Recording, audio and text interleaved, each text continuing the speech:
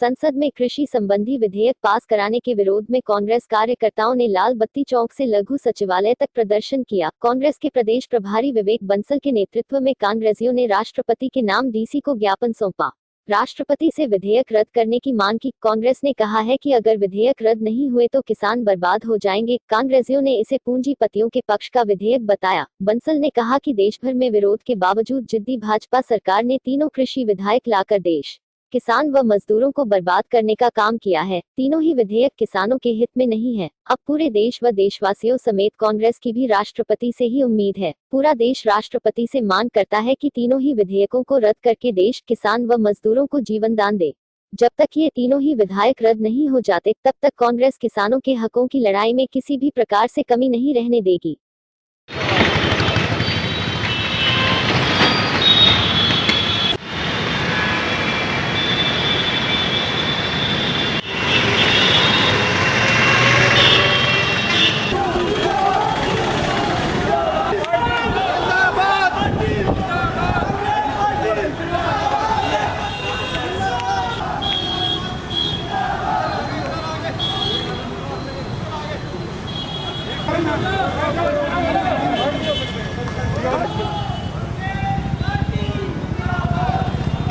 इस सरकार की असफलताओं का हम पूरे दिल्ली में सुनते थे।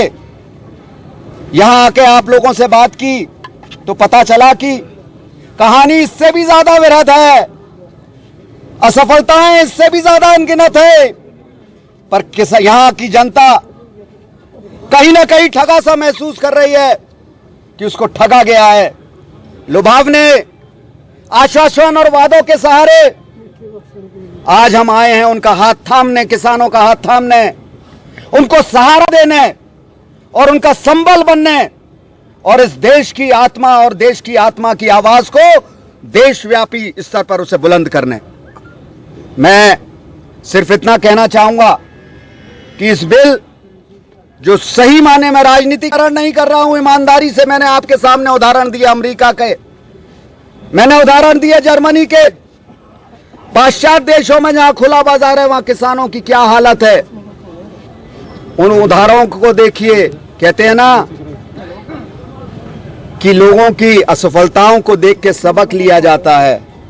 यहां तो हमारे आदरणीय प्रधानमंत्री तुगलकी फरमान में इतने पारंगत हो गए हैं कि रात को सपना देखते हैं और सुबह उसका क्रियान्वयन कर देते हैं। भैया सपनों को सपनों तक रहने दो, व्यावहारिकता देखो। यहां का आम आदमी उससे कितना प्रभावित होगा, उस पर उसका क्या असर पड़ेगा, उसकी आर्थिक स्थिति सुधरेगी कि नहीं। और जो मोदी भक्त है, माफ कीजिएगा, जो कहते हैं कि कोरोना के वजह से हालत बदतर हुई, तो मैं ये बताना चाहता हूं हालत तो पहले ही बदतर थी। बेरोजगारी पहले ही 8% हो गई थी। और जर्मनी का उदाहरण है जहां मात्र लॉकडाउन 1 महीने लगा, यहां आपने लॉकडाउन जितनी सख्ती से, क्योंकि आपको ज्ञान नहीं था, आपने पूरी आर्थिक व्यवस्था को नेस्तनाबूद कर दिया। जर्मनी में आज उनकी आर्थिक संभावनाएं इतनी प्रबल हैं। वियतनाम को देख लीजिए, ताइवान को देख लीजिए, फिनलैंड को देख लीजिए, स्विट्जरलैंड को देख लीजिए। छोटे छोटे देश हैं, उनका क्या प्रबंधन रहा है कोरोना का और किस तरीके से उभरे हैं। पर हमारे आदरणीय, क्या कहूं उनको सिर्फ और सिर्फ संवाद करना आता है, एक तरफी है वो भी। सिर्फ बड़ी बड़ी बातें करने आती हैं, जुमलेबाजी करनी आती हैं। हमने ज्ञापन ये किसानों की चिंताओं को अभिव्यक्त किया है, जिनके साथ हम संबद्ध हैं। इस देश की आर्थिक दुर्दशा, क्योंकि कृषि से 50% कृषि क्षेत्र है और 60 करोड़ किसान इससे जुड़ा हुआ है। अगर वो पीड़ित है, व्याकुल है, तो ये देश पूरा व्याकुल है। इसको जब तक वापस नहीं लेंगे या हमारे मांगों के अनुरूप उसमें संशोधन नहीं करेंगे, हम लोग चैन से घरों में नहीं बैठेंगे। कांग्रेस जन सड़कों पे निकला है। मैंने फिर कहा, ये आगाज है, ये इब्तिदा है, आगे आगे देखिए होता है क्या। आज हमारे नवनियुक्त प्रभारी श्री विवेक बंसल जी, उनके नेतृत्व में आज हमने धरना और प्रदर्शन था हमारा।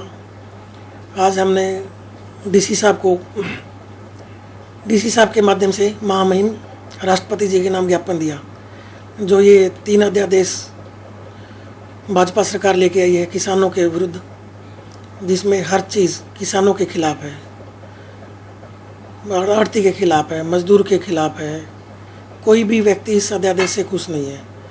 ये भाजपा के लोग देश को बहका रहे हैं। भाई इससे किसानों का फ़ायदा होगा। कोई एक चीज़ हमारे को बताएगी किसानों को इससे फ़ायदा होगा। एमएसपी जो इंदिरा गांधी ने 1970 में लागू की थी, उसको ख़त्म करने से किसानों का फ़ायदा होगा। आढ़तियों को बंद करने से आढ़तियों का फ़ायदा होगा। किसान का, मजदूर का फ़ायदा होगा। किस चीज़ से फ़ायदा हो? कोई एक फ़ायदा तो लोगों को गिनाई।